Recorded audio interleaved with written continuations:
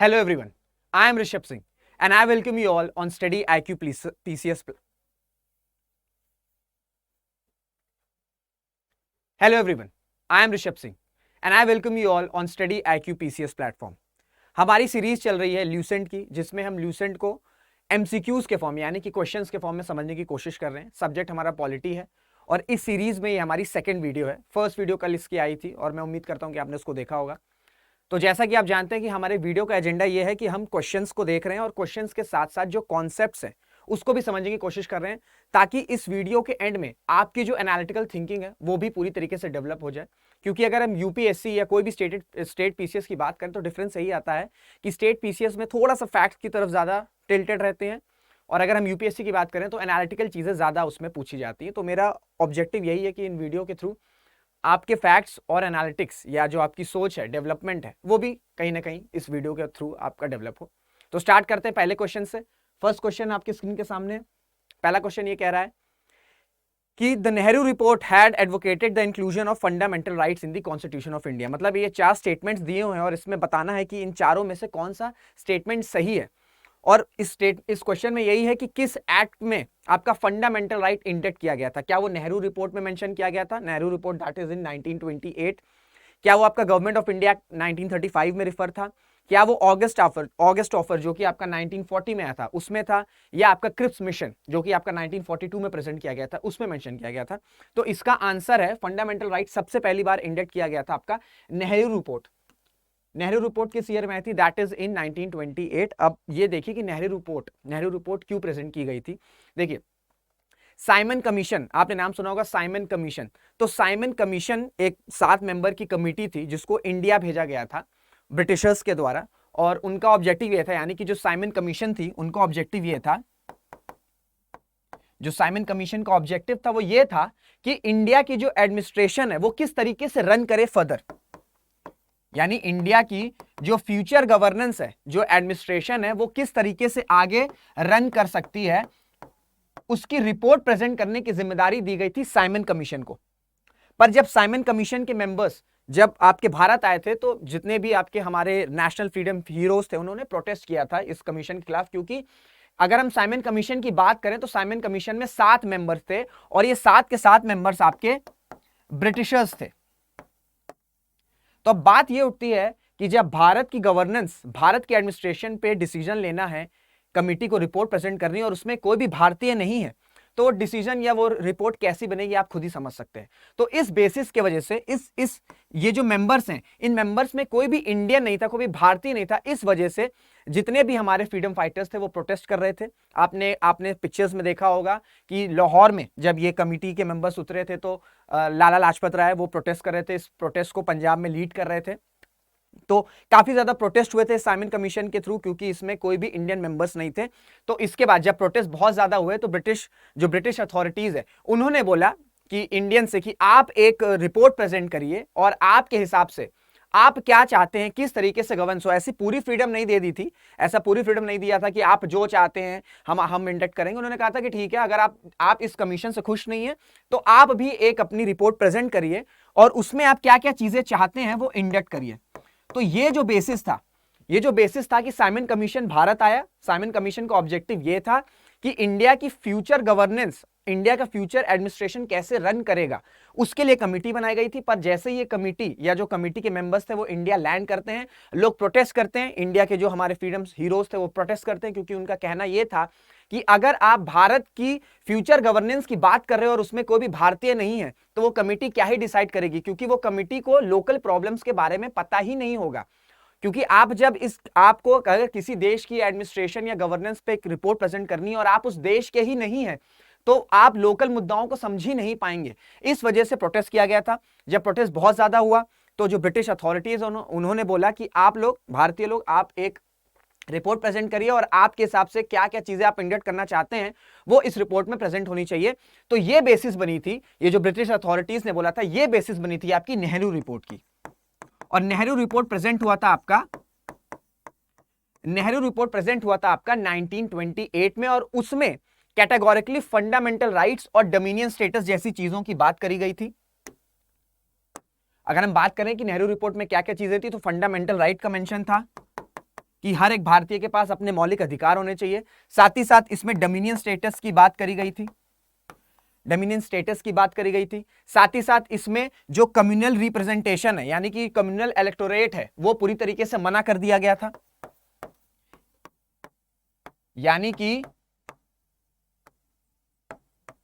सबको एक समान वोट किया जाएगा। ये नहीं कि हिंदू जो है वो हिंदूज को वोट करेंगे, मुस्लिम जो है वो मुस्लिम लीडर्स को वोट करेंगे। तो इस रिपोर्ट में कम्युनल इलेक्टोरेट को भी कैंसिल कर दिया गया था। और ये पॉइंट जो मेंशन था कि कम्युनल इलेक्टोरेट नहीं होगा नेहरू रिपोर्ट में, इस बेसिस पे जो मुस्लिम लीग है, मुस्लिम लीग का आपने नाम सुना होगा, मुस्लिम लीग है, मुस्लिम लीग ने इस रिपोर्ट को रिजेक्ट कर दिया था। 1928 में जो नेहरू रिपोर्ट आई थी उसको मुस्लिम लीग ने रिजेक्ट कर दिया था on the basis of this ground कि इस रिपोर्ट में कम्युनल इलेक्टोरेट को मेंशन नहीं किया गया है। क्योंकि पहले 1916 में क्या होता, आईएनसी ने आपका कम्युनल इलेक्टोरेट पे हामी भर दी थी, क्योंकि दबाव था बहुत सारी चीजों का, इसलिए कम्युनल इलेक्टोरेट पे हामी भर दी थी। पर जब नेहरू रिपोर्ट प्रेजेंट हुआ तो इसमें किसी भी तरीके का कम्युनल इलेक्टोरेट का मेंशन नहीं था। इस वजह से मुस्लिम लीग ने इस रिपोर्ट को नहीं माना था। तो आपको समझ में आ गया कि देखिए, ये आपको समझ में आ गया कि मैंने सिर्फ आपको क्वेश्चन नहीं बताया कि हाँ भाई फंडामेंटल राइट जो है वो नेहरू रिपोर्ट में आपका मेंशन था, वो तो आपको कहीं से भी पता चल जाएगा। बट नेहरू रिपोर्ट की बेसिस क्या बनी, इस क्वेश्चन के थ्रू मुझे वो आपको समझाना था। और मैं उम्मीद करता हूं कि आपको सारी चीजें समझ में आई होंगी कि क्यों साइमन कमीशन का प्रोटेस्ट किया जा रहा था। और जब वो प्रोटेस्ट बहुत ज्यादा बढ़ गया था, उसके बाद ब्रिटिश अथॉरिटीज ने बोला कि आप लोग यानी कि भारतीय, आप कोई रिपोर्ट प्रेजेंट करिए और आप क्या क्या चाहते हो उसमें मेंशन करिए।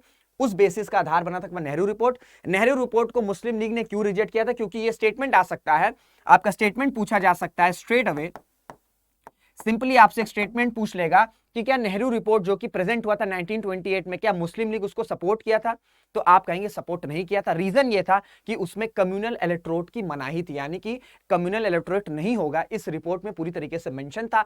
इस वजह से मुस्लिम लीग ने इस रिपोर्ट को कैंसिल कर दिया था। तो किस ईयर में प्रेजेंट हुआ था, 1928। फंडामेंटल राइट किस चीज में इंडक्टेड था, नेहरू रिपोर्ट में। ये हो गया फैक्ट की चीज आपकी। नेहरू रिपोर्ट क्यों बनाई गई थी, क्या बेसिस था, क्या उसका ऑब्जेक्टिव था, ये मैंने आपको समझा दिया। तो आपका थोड़ा सा फैक्ट्स भी क्लियर हो गया और साथ ही साथ जो इसके पीछे स्टोरी थी वो भी क्लियर हो गई। और इसमें क्या चीजें क्लियर हो रही, ये जो अभी शुरुआत की कुछ सेट्स हैं इसमें पॉलिटी और मॉडर्न हिस्ट्री थोड़ा सा मिक्स है। तो आपको मॉडर्न हिस्ट्री की भी थोड़ी सी जानकारी मिल रही है और पॉलिटी की तो पूरी सीरीज है ही, वो भी आपको कहीं ना कहीं उसकी नॉलेज मिलेगी। तो दोनों सब्जेक्ट का ही आपको फायदा हो रहा है। नेक्स्ट क्वेश्चन की तरफ चलते हैं। Which of the following acts was described by Jawaharlal Nehru as Charter of Slavery? Jawaharlal Nehru के निम्नलिखित में से किस अधिनियम को गुलामी का नया चार्टर के रूप में वर्णित किया गया था? तो इसका आंसर है भैया गवर्नमेंट ऑफ इंडिया एक्ट 1935। देखिए 1935 तक आते आते अगर हम 1935 की बात करें, यानी कि हम first half of 20th century की बात कर रहे हैं, तो 1935 आते आते जो भारत का फ्रीडम स्ट्रगल है, जो इंडिया का फ्रीडम मूवमेंट था, वो अपने पीक पे था और ब्रिटिशर्स पे बहुत ज्यादा प्रेशर हो रहा था। इस वजह से ब्रिटिशर्स ने एक एक्ट या अधिनियम पास किया जिसका नाम था गवर्नमेंट ऑफ इंडिया एक्ट 1935। और उस एक्ट में कई सारी चीजें मानी जो इंडियंस डिमांड कर रहे थे, जैसे कि बहुत ज्यादा रिप्रेजेंटेशन बढ़ाया गया। अगर हम बात करें कि रिप्रेजेंटेशन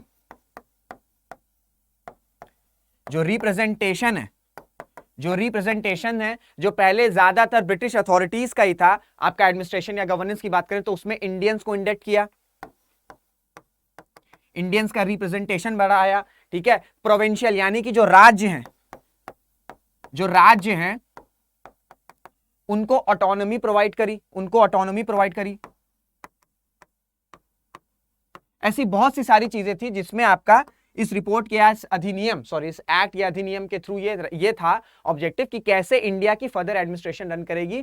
पर बहुत सारे रिप्रेजेंटेशन दिए थे, बहुत सारी डिमांड भी मानी थी, पर ब्रिटिश हुकूमत ही है ना दोस्तों। उन्होंने जो इंपॉर्टेंट चीजें थी उसका कंट्रोल अपने अंडर ही रखा था, यानी कि भले ही रिप्रेजेंटेशन बहुत ज्यादा बढ़ा दिया हो, इंडियंस का रिप्रेजेंटेशन कई चीजों में बढ़ाया हो, पर जो इंपॉर्टेंट चीजें हैं उनका कंट्रोल ब्रिटिश अपने अंडर ही अपने हाथ में रखे हुए थे। इस वजह से जवाहरलाल नेहरू ने इस एक्ट को यानी कि गवर्नमेंट ऑफ इंडिया एक्ट 1935 को चार्टर ऑफ स्लेवरी कहा था, यानी कि गुलामी का नया चार्टर। इस वजह से, क्योंकि इस एक्ट की अगर हम बात करें तो कहीं ना कहीं जवाहरलाल नेहरू जी का यह कहना था कि ये जो एक्ट आया ये आपका बेसिस है, यानी कि किस पे ये जो अधिनियम है वो किस पे बेसिस है, वो आपका यूके की पार्लियामेंट पे बेसिस है, यूके की पार्लियामेंट पे बेसिस है। और इस एक्ट को, नेहरू जी ने इस एक्ट के बारे में भी कहा कि ये एक्ट कैसे ब्रिटिश रूल को फर्दर इंडिया में कंटिन्यू करेगा, उसके लिए भी एक ये एक्ट बनाया गया। इस वजह से, इन दो कारणों के वजह से आपका जो गवर्नमेंट ऑफ इंडिया 1935 है उसको जवाहरलाल नेहरू जी के द्वारा चार्टर ऑफ स्लेवरी यानी कि आपका गुलामी का नया चार्टर कहा गया था। आपको समझ में आ गया? अगर आपसे एक सवाल पूछेगा, ये क्वेश्चन मैंने लास्ट फर्स्ट वीडियो में भी समझाया पर मैं फिर से बता दे रहा हूं आपको, कि अगर आपसे कोई सवाल पूछेगा कि जो कॉन्स्टिट्यूशन का चंक है, यानी कि जो हमारा संविधान है, हमारा जो कॉन्स्टिट्यूशन है, हमारा जो कॉन्स्टिट्यूशन है उसका बेसिस या हिंदी में कहें नींव, वो किस अधिनियम से है, तो वो उसका आंसर भी आपका गवर्नमेंट ऑफ इंडिया एक्ट 1935 है। क्योंकि देखिए, जब हमारा कॉन्स्टिट्यूशन फ्रेम हुआ था, और जब कॉन्स्टिट्यूशन मेकर्स बैठे थे, कॉन्स्टिट्यूएंट असेंबली में डिबेट हुआ था, तब ये जितने भी पॉइंट्स थे वो आपका गवर्नमेंट ऑफ इंडिया एक्ट 1935 से इंडेक्ट किए गए थे, क्योंकि तब इंडियंस के द्वारा ही संविधान बनाया जा रहा था। तो जो भी इसमें पॉइंट जो ब्रिटिशर्स को फेवर कर रहे थे उसको चेंज करके भारत की जो लोकल पॉपुलेशन है उनके हिसाब से, उनके हित में वो सारी चीजें ऐड कर दी। तो ये मत सोचेगा कि ये दोनों स्टेटमेंट कॉन्ट्रडिक्टरी हैं, कॉन्ट्रडिक्टरी नहीं है। ये जब बोला गया था नेहरू जी के द्वारा कि ये जो एक्ट आया, ये जो अधिनियम है, ये आपका चार्टर ऑफ स्लेवरी है, यानी कि गुलामी का नया चार्टर है, ये तब बोला गया था उनके द्वारा जब ब्रिटिश हुकूमत थी। और बाद में इस एक्ट से जितनी भी अच्छी चीजें हैं वो इंडेक्ट किया गया था हमारे कॉन्स्टिट्यूशन में, क्योंकि तब जो हमारा संविधान बनाया जा रहा था वो भारतीयों के द्वारा, यानी कि इंडियंस के द्वारा ही बनाया जा रहा था। तो इंडियंस के हित में ही चीजें लाएंगे ना, तो इस वजह से इन दोनों चीजों को कॉन्ट्रडिक्टरी स्टेटमेंट नहीं मानेगा। क्लियर हो गया? नेक्स्ट क्वेश्चन की तरफ चलते हैं भैया। नेक्स्ट क्वेश्चन क्या कह रहा है? Which act introduced dyarchy at the centre? किस अधिनियम ने केंद्र में द्वैध शासन की शुरुआत की थी? इसका आंसर है आपका government of India act 1935। Dyarchy क्या होता है? डायरकी सिंपली दो गवर्नमेंट होती है, ड्यूअल गवर्नमेंट को ही आपका डायरकी कहते हैं। कोई बहुत टेक्निकल टर्म नहीं है इसकी, ये जो टर्म है ये भले आपको टेक्निकल लग रहा हो कि हाय ये डायरकी क्या है और बहुत लग रहा है, बहुत टफ वर्ड है, सिंपली मतलब इसका यही है कि दो सरकारें। तो सेंटर पे डायरकी का इंट्रोड्यूस किस एक्ट में हुई थी? वो था आपका government of India 1935। Government of India 1919 में आपका ये जो आपका डायरकी है वो आपका प्रोविंसेस में हुई थी, यानी कि राज्यों में हुई थी। ये आपका राज्यों में हुई थी। तो यहां से दो क्वेश्चंस बनते हैं। गवर्नमेंट ऑफ इंडिया एक्ट 1935 से डायरकी कहां इंट्रोड्यूस हुई थी? वो आपकी सेंट्रल में हुई थी, सेंट्रल गवर्नमेंट पे हुई थी। और अगर ये पूछा जाएगा कि प्रोविंसेस में डायरकी यानी कि जो डुअल गवर्नमेंट है वो किस एक्ट के थ्रू इंट्रोड्यूस हुई थी, तो उसका आंसर होगा आपका गवर्नमेंट ऑफ इंडिया एक्ट 1919। इसकी पूरी एक्सप्लेनेशन मैंने आपको फर्स्ट वीडियो में समझाई है, क्योंकि जो गवर्नमेंट ऑफ इंडिया एक्ट है इसमें क्या हुआ था, अगर हम government of India act of 1919 की बात करें, थोड़ा सा मैं आपको जल्दी से समझा देता हूं। गवर्नमेंट ऑफ इंडिया एक्ट 1919 की बात करें तो यहां पे प्रोविंसेस यानी कि जो राज्य हैं उनको थोड़ी सी फ्रीडम दी थी,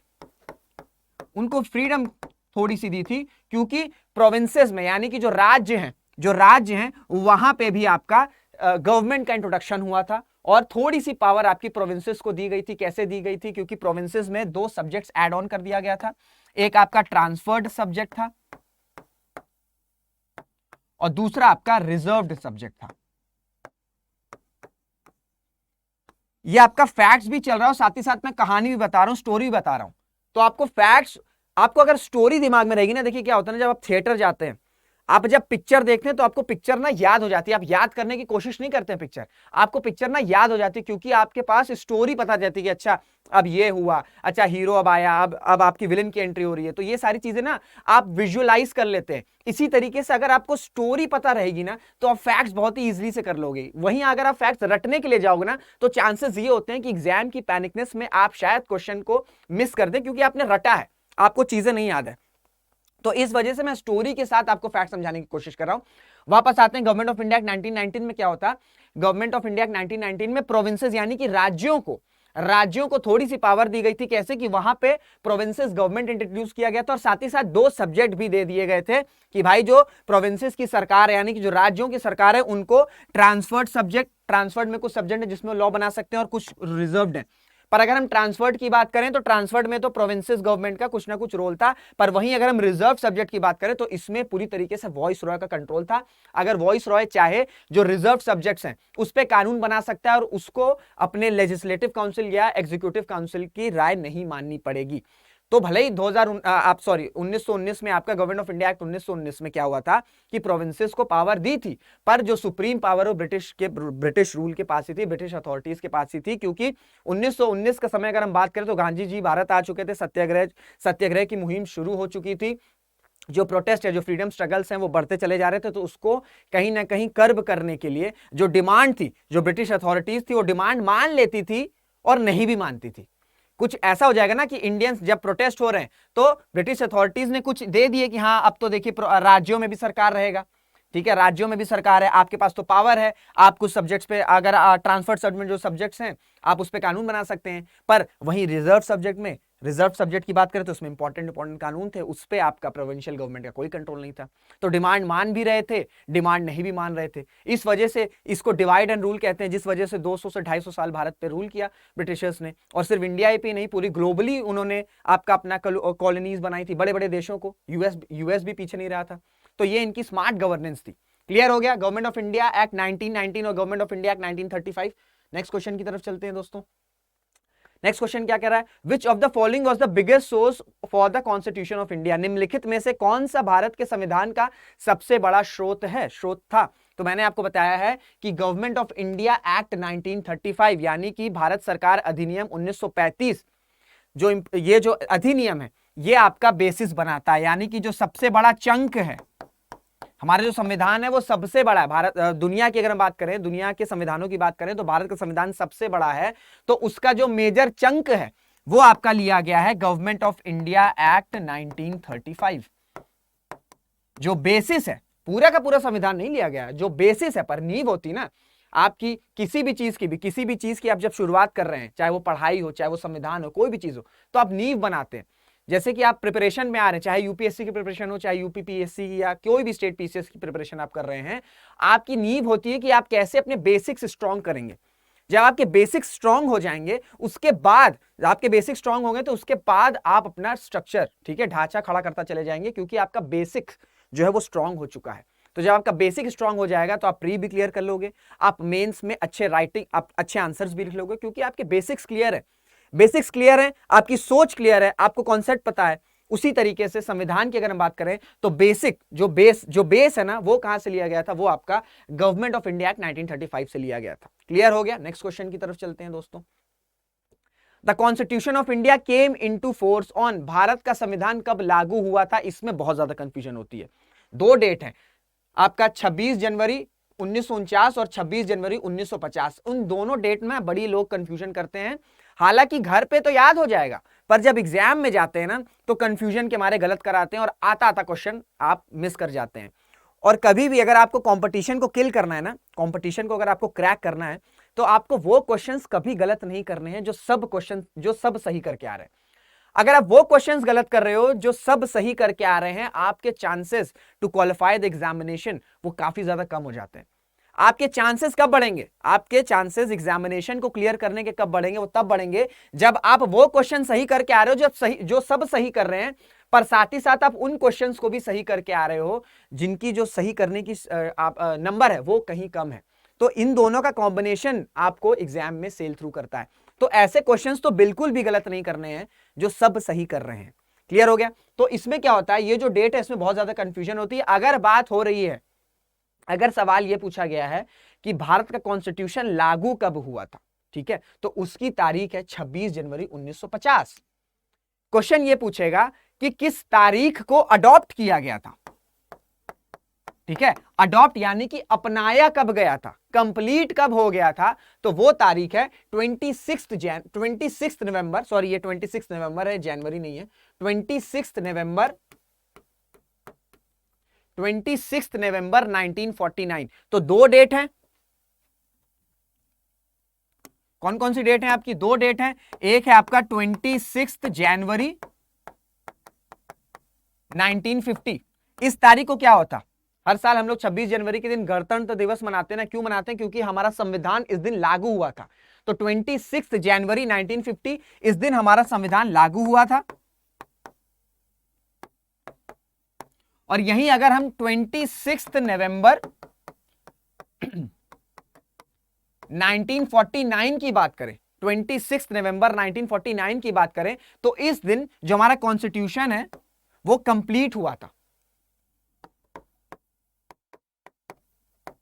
ठीक है, या आपका अडॉप्ट हुआ था, यानी कि अपनाया गया था। तो अडॉप्ट हुआ था और लागू यानी कि एनफोर्स हुआ था। तो इन दोनों डेटों में आपका कंसेप्ट क्लियर होना चाहिए, इसमें कोई कॉन्सेप्ट नहीं है, इसको बस आपको चीजें दिमाग में क्लियर करनी। एक क्वेश्चन यहां से और बनता है, ये कभी कभी स्टेटमेंट में आ जाता है, क्वेश्चन में आ जाता है कि कौन सी डेट प्रियम्बल में प्रेजेंट है। तो प्रियम्बल में क्या होता है, लोग ना ज्यादातर क्या ना लोग छोड़ देते हैं, जल्दी जल्दी में कुछ चीजें मिस हो जाती हैं। तो जब एग्जाम में आता है तो आप गेस वर्क करते हैं कि अच्छा 26 जनवरी को ही रिपब्लिक डे मनाया जाता है, तो ऑब्वियसली बात है 26 जनवरी ही आपका प्रियम्बल में प्रेजेंट होगा। पर प्रियम्बल की डेट की बात करें तो उस दिन ये डेट प्रेजेंट है आपकी 26 नवंबर 1949।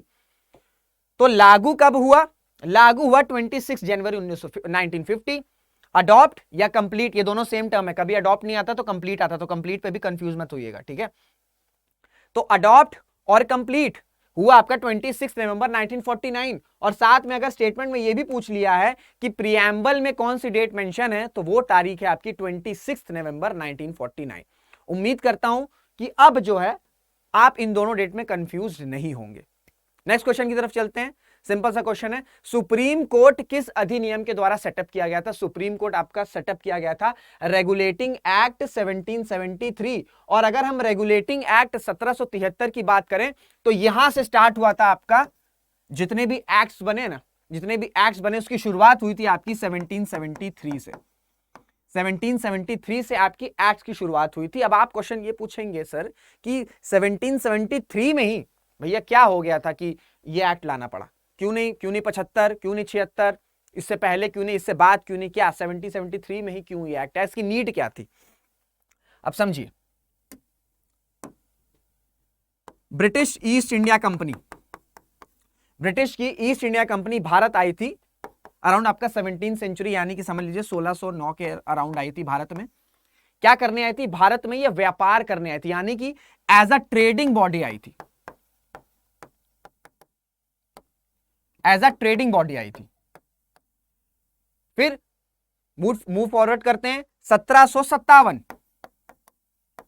1757 में क्या होता है? 1757 में एक बैटल हुआ था जिसका नाम है बैटल ऑफ प्लासी।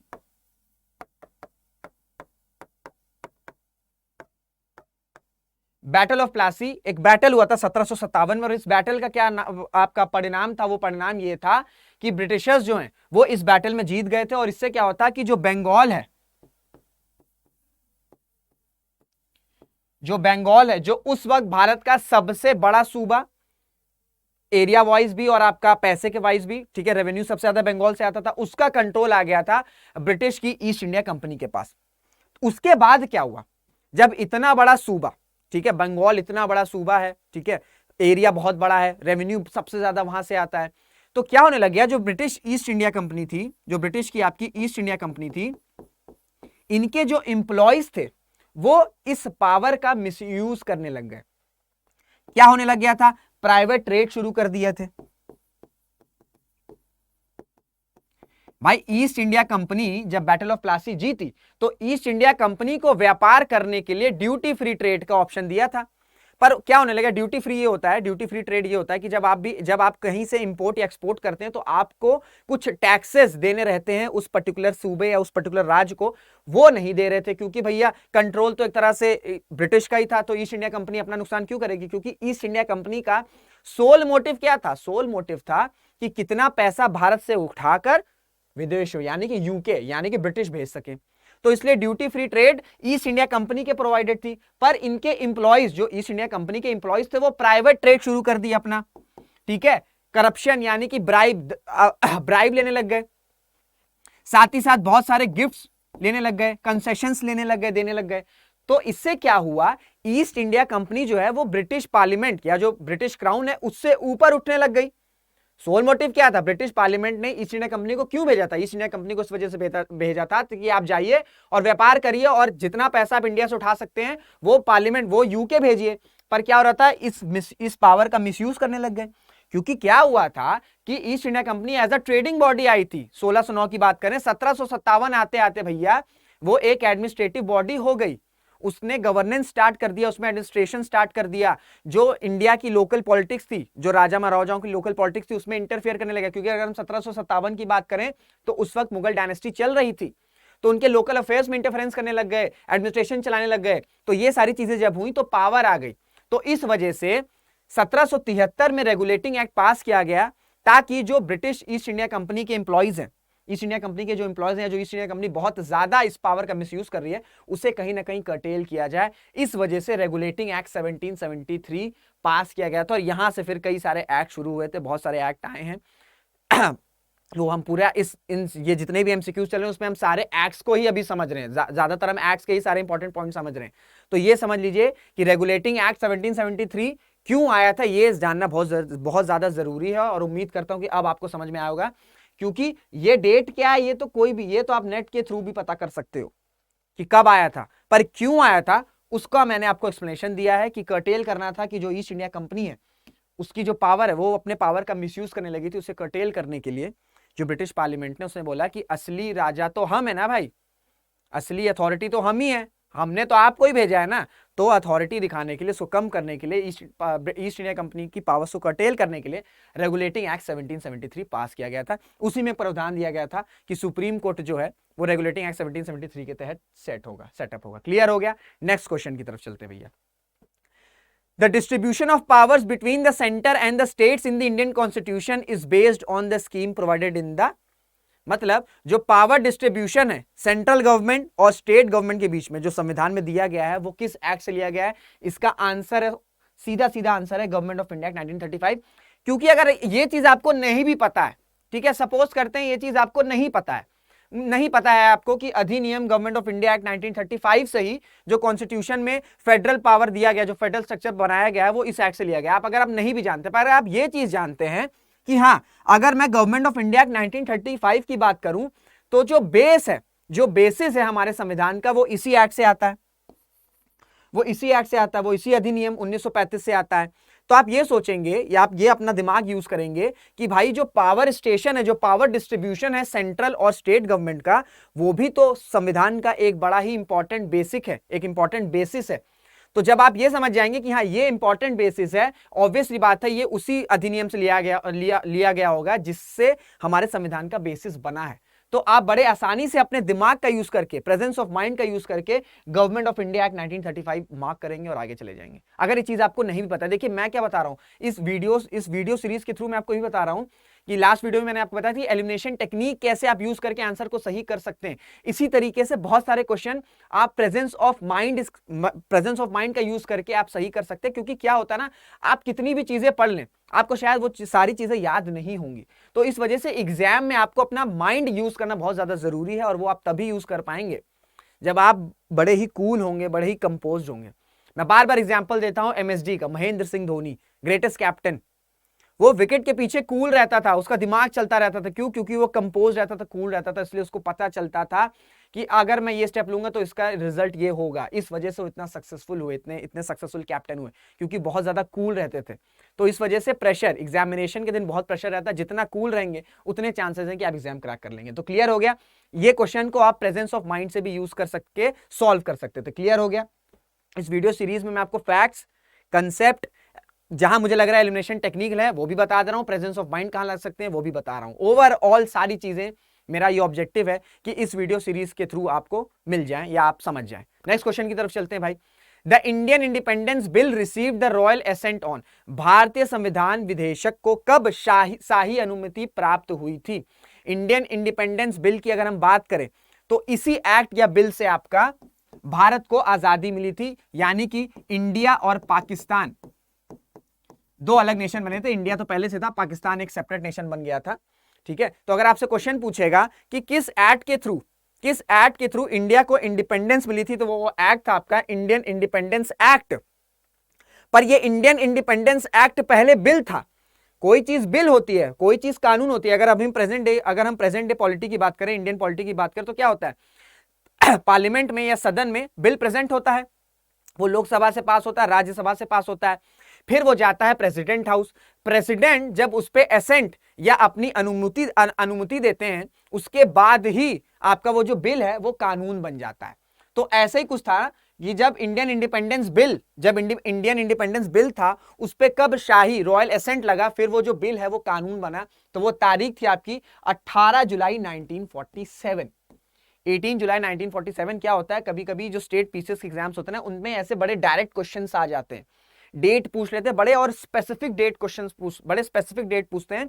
तो इन क्वेश्चंस का क्या रहता है ना आंसर, या तो आपको आते हैं या तो आपको नहीं आते हैं। अगर आप गेस मार्क करोगे तो चांसेस होते हैं कि गलत हो जाए, क्योंकि अंधा का क्या होता है, तुक्का का क्या होता है, तुक्का चला तो चला, नहीं चला तो फिर आपको काफी ज्यादा बैकफायर भी कर जाता है। तो इस वजह से तुक्कों से बचें और कोशिश करें कि आप बहुत ज्यादा अगर स्पेसिफिक डेट की आपको नॉलेज है तो ही आप आंसर मार्क करें, नहीं तो आप आगे बढ़ सकते हैं। तो इसका आंसर क्या है कि कौन सी तारीख को इंडियन इंडिपेंडेंस बिल को रॉयल एसेंट मिला था, वो तारीख है आपकी 18 जुलाई 1947। क्लियर हो गया, आगे बढ़ते हैं। नेक्स्ट क्वेश्चन क्या है, who was the chairman of the union power committee of the constituent assembly of India?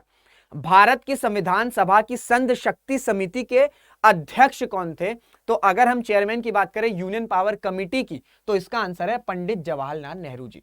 अगर हम यूनियन पावर कमेटी की चेयरमैन की बात करें तो उनके आपके अध्यक्ष या जो चेयरमैन थे वो थे आपके पंडित जवाहरलाल नेहरू जी। अब ये देखिए, कॉन्स्टिट्यूएंट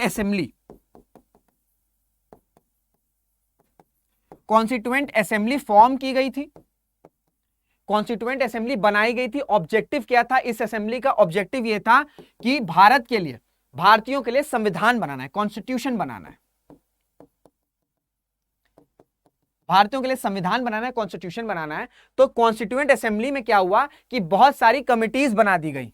सपोज करिए कमिटी 1 हो गई, कमिटी 2 हो गई, कमिटी 3 हो गई, कमिटी 4 हो गई, एंड सो ऑन।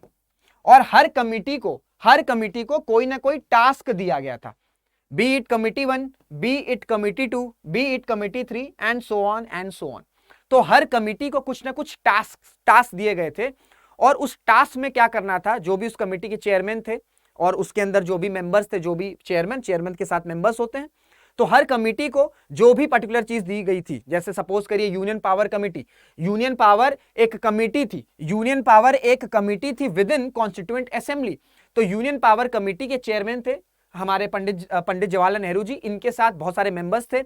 तो हर कमिटी C1, C2, C3 जितनी भी डिफरेंट कमिटीज थी, वो लोग क्या करते थे, जो भी टास्क दिया गया था उस पर रीड करते थे, उस पर रिसर्च करते थे, और ये जब ये रिपोर्ट प्रॉपरली हो जाती थी, जब ये रिपोर्ट प्रिपेयर कर ली जाती थी, चाहे वो कमिटी 1 की बात करें, कमिटी 2 की बात करें, तो फिर कॉन्स्टिट्यूएंट असेंबली में सभी लोग मिलते थे, जितने भी कॉन्स्टिट्यूशन मेकर्स थे वो मिलते थे, और फिर चर्चा होती थी इस पे, और फिर चर्चा यानी कि डिबेट होती थी।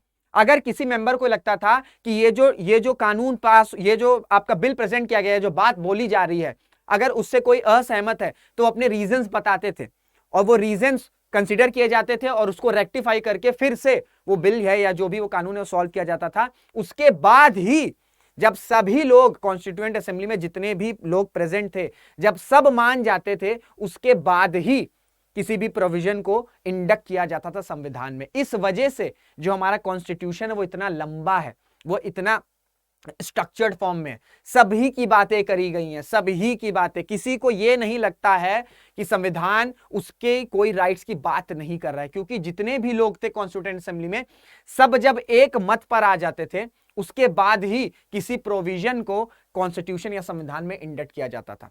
और वो कार्य क्या होता था, ये डिफरेंट कमिटीज को दिया गया था, डिफरेंट कमिटीज में चेयरमैन थे, चेयरमैन के साथ मेंबर्स थे, वो अपनी रिपोर्ट प्रिपेयर करते थे, फिर डिबेट होती थी, चर्चाएं होती थी, कोई सहमत नहीं था बताता था क्यों कोई सहमत नहीं, कोई क्यों सहमत है, या कोई अगर असहमत है तो वो क्यों नहीं है, सबके पॉइंट्स कंसीडर किए जाते थे, रेक्टिफाई किया जाता था, सही किया जाता था, फिर प्रेजेंट होता था, और जब सभी लोग मान जाते थे उसके बाद किसी भी प्रावधान को इंडक्ट किया जाता था या कॉन्स्टिट्यूशन में डाला जाता था। इस वजह से हमारा जो संविधान है वो इतना बड़ा है, वो इतना खूबसूरत है और सभी की बातें करी गई हैं, क्योंकि India is a heterogeneous society. India कोई होमोजीनियस सोसाइटी नहीं है। US is a homogeneous society but India is a heterogeneous society. तो हेट्रोजीनियस सोसाइटी में सभी के लिए कुछ ना कुछ होना चाहिए। ये ना लगे कि कोई भी कम्युनिटी का पर्सन है, अगर वो संविधान को रीड कर रहा है तो उसको ये नहीं लगना चाहिए कि मेरे लिए तो उसमें बात नहीं करी गई है। इस वजह से सभी के इश्यूज को एड्रेस किया गया है हमारे संविधान में, और उसका नतीजा यही कि इतनी सारी कमिटीज बनाई गई थी, सबकी डिबेट हुई थी, चर्चाएं हुई थी। क्लियर हो गया कमेटी का ऑब्जेक्टिव क्या था?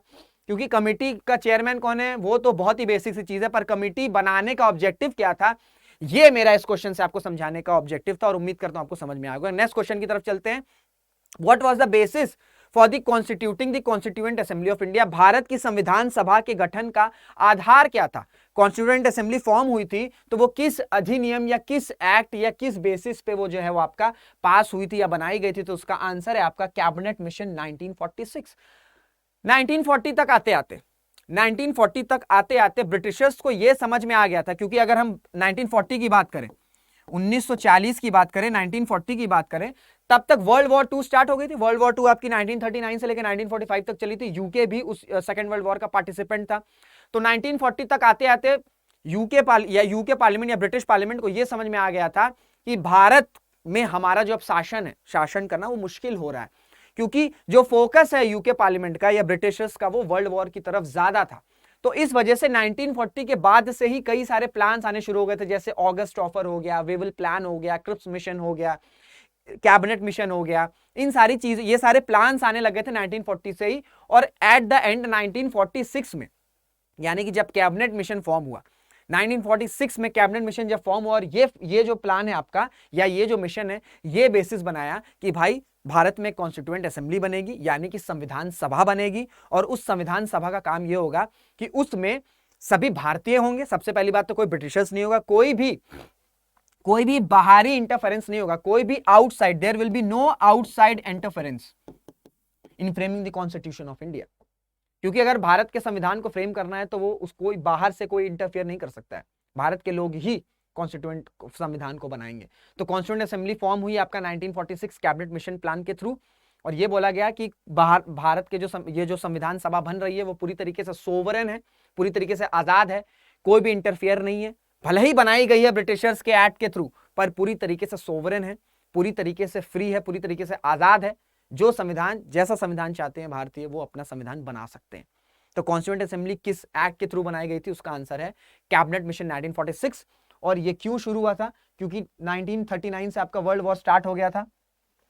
1939 से आपका वर्ल्ड वॉर स्टार्ट हो गया था, और ब्रिटिशर्स को यह समझ में आ गया था कि हम इंडिया में शासन चलाना हमें दिक्कत होगी, और साथ ही साथ ब्रिटिशर्स ये भी चाहते थे कि इंडियंस का सपोर्ट मिले, इंडियंस का सपोर्ट मिले वर्ल्ड वॉर 2 में। इस वजह से भी ये जो डिमांड थी वो मानना शुरू कर दिए गए थे।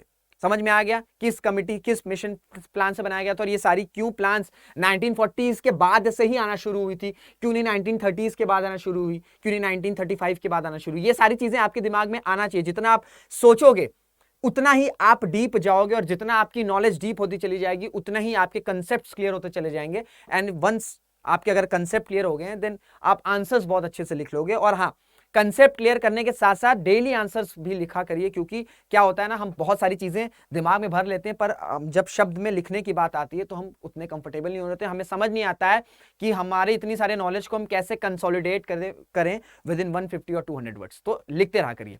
नेक्स्ट क्वेश्चन की तरफ चलते हैं। The constitution of India was adopted on, मैं पहले ही आपको बता चुका हूं कि भारत का संविधान कब अपनाया गया था, 26 नवंबर 1949। इसको मैंने पूरे अच्छे से एक्सप्लेन किया है, अब कंफ्यूजन आपको नहीं होना चाहिए। Next question, who presided over the first meeting of the Indian constituent assembly? भारतीय संविधान सभा की पहली बैठक निम्न में से किसकी अध्यक्षता में की गई थी? इसका आंसर है सच्चिदानंद सिन्हा। कॉन्स्टिट्यूएंट असेंबली फॉर्म हो गई, कॉन्स्टिट्यूएंट असेंबली फॉर्म हुई किसके थ्रू, कौन से एक्ट के थ्रू? कैबिनेट मिशन 1946 के थ्रू। अब जब कॉन्स्टिट्यूएंट असेंबली फॉर्म हो गई तो पहली मीटिंग कॉन्स्टिट्यूएंट असेंबली की कौन हेड किया था? पहली बार, कोई भी चीज की पहली बार स्टार्ट होती है ना, जैसे मेरी कभी ना कभी पहली क्लास होगी, आप कभी ना कभी पहली बार एग्जाम देने जाएंगे, तो पहली बार जब कॉन्स्टिट्यूएंट असेंबली मिली तो उसको प्रिसाइड कौन किया था? ठीक है, उसकी अध्यक्षता किसने करी थी? तो इसका आंसर है सच्चिदानंद सिन्हा ने। क्लियर हो गया? पहली मीटिंग कॉन्स्टिट्यूएंट असेंबली की किस डेट को हुई थी? And that date is 9th of December 1946। 9 दिसंबर 1946 को पहली मीटिंग हुई थी कॉन्स्टिट्यूएंट असेंबली की। उसकी अध्यक्षता करी गई थी आपका सच्चिदानंद सिन्हा के द्वारा। उसके बाद 11 दिसंबर 2 days after the first meeting of constituent assembly, यानी कि 11 दिसंबर 1946, राजेंद्र प्रसाद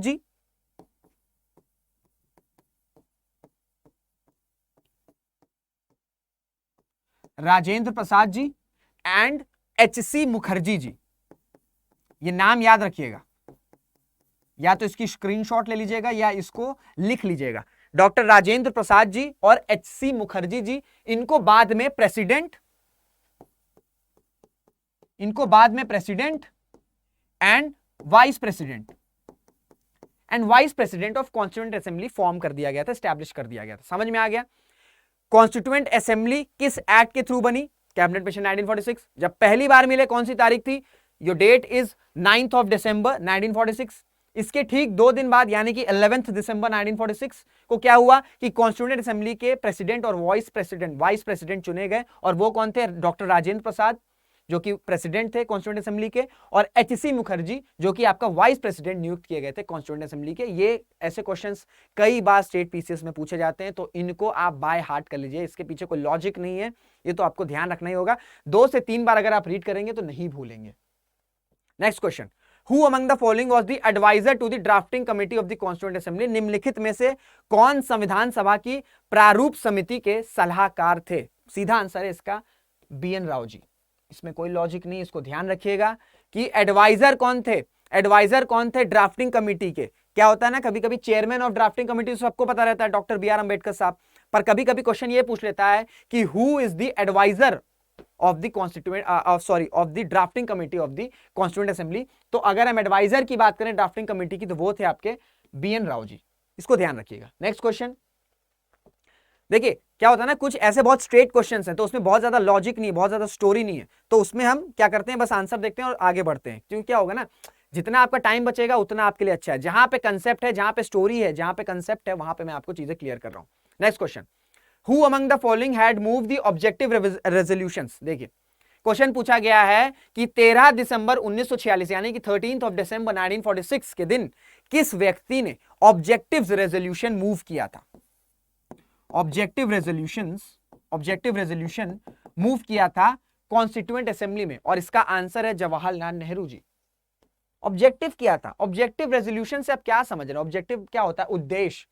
ठीक है, ऑब्जेक्टिव रेजोल्यूशन यानी कि उद्देश्य क्या है किसका? संविधान। यानी कि जब कॉन्स्टिट्यूएंट असेंबली बनी, जब सभी लोग बैठे, तो यह क्वेश्चन पूछा गया कि हम कॉन्स्टिट्यूएंट असेंबली में बैठे हैं, हमें मिल गई है, हम अपना संविधान बनाएंगे, पर हमारे संविधान का ऑब्जेक्टिव क्या होगा, हमारे संविधान का उद्देश्य क्या होगा?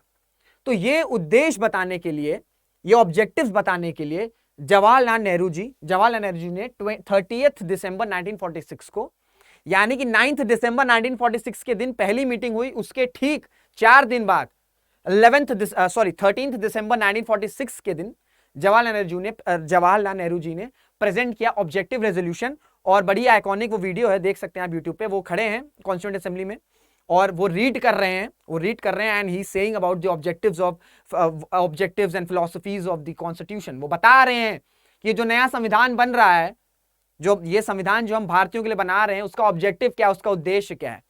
तो ऑब्जेक्टिव रेजोल्यूशन का उद्देश्य ही यही था कि ये बताएं कि हमारे कॉन्स्टिट्यूशन, जो हम कॉन्स्टिट्यूशन बनाने जा रहे हैं, वो किसके लिए बनाने जा रहे हैं, उसका ऑब्जेक्टिव क्या है। और बाद में ही ये ऑब्जेक्टिव रेजोल्यूशन वो कन्वर्ट हो जाता है आपका प्रियम्बल में।